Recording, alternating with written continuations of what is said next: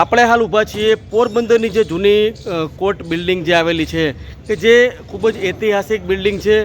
વર્ષોથી આ જે બિલ્ડ હાલતમાં છે અને માત્ર કહી શકાય કે દિવાલ ચણી અને આ જે બિલ્ડિંગ છે તેને બંધ કરી દેવામાં આવી છે.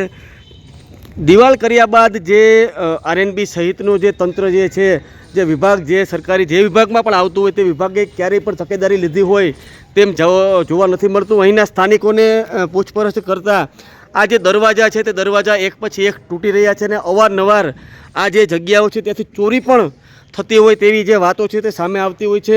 મહત્ત્વની વાત એ છે ને અને સૌથી મોટું આશ્ચર્ય ઊભું કરે અને કહી શકાય કે અચરજ પમાડનાર ઘટના તો એ છે કે આ જે કચેરી જે છે, જે બિલ્ડિંગ છે, ત્યાં એક બે નહીં પરંતુ હજારોની સંખ્યામાં જે ચૂંટણી કાર્ડો જે છે તે ચૂંટણી કાર્ડો આ રીતે પડેલા છે. એટલે કહી શકાય કે ખૂબ જ ગંભીર બેદરકારી જે છે તંત્રની અહીં ઉડીને સામે આવી રહી છે.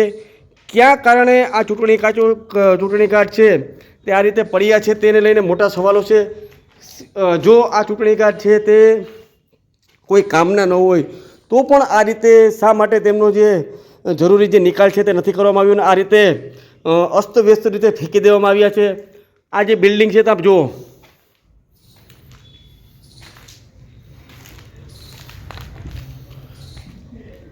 આ જે ચૂંટણી કાર્ડો જે છે તે જોતાં 1900 કહી શકાય કે સાલ જે છે 1994ની જે સાલ છે તે જોવા મળે છે. અને આટલા વર્ષ પહેલાંના જે આ ચૂંટણી કાર્ડો છે, પરંતુ ક્યાંક ને ક્યાંક જો સરકારી ડોક્યુમેન્ટ હોય તેનો દુરુપયોગ થવાની જે શક્યતાઓ જોવાતી હોય છે. પરંતુ આમ છતાં પણ આ જે રીતે પડ્યા છે ડોક્યુમેન્ટ, જે ચૂંટણી કાર્ડ, તે ન પડવા જોઈએ તે પણ એક મોટી સવાલ છે. અને અવારનવાર અહીં જે બિલ્ડિંગ છે તેમાંથી ચોરી થતી હોય પરંતુ આરએનબી વિભાગ જે છે તે માત્ર કહી શકાય કે જે કરોડો રૂપિયાની જે ઉજવણી છે તે ઉજવણી કરવામાં જ વ્યસ્ત રહેતું હોય છે. અવારનવાર જે કામગીરી છે તે કરે છે પરંતુ આ જે તકેદારી છે તે તકેદારી લેવામાં ક્યાંક ને ક્યાંક ધ્યાન ન દેવામાં આવતું હોય તે પણ સામે જોવામાં આવે છે. આપ જો આ રસ્તો, આ જે ગેટ છે, અહીંયા પણ જે ગેટ છે તે દૂર થઈ ગયો છે, દરવાજો દૂર થઈ ગયો છે અને અવારનવાર ચોરીઓ છે તે અહીંના સ્થાનિકોના જણાવ્યા મુજબ થાય છે. આ બિલ્ડિંગ જે છે સ્થાનિકો તેમજ આગેવાનોની એવી માંગણી પર રહી છે કે આ બિલ્ડિંગ છે ત્યાં જે લાઇબ્રેરી સહિતની જે સુવિધા જે છે તે કરવી જોઈએ.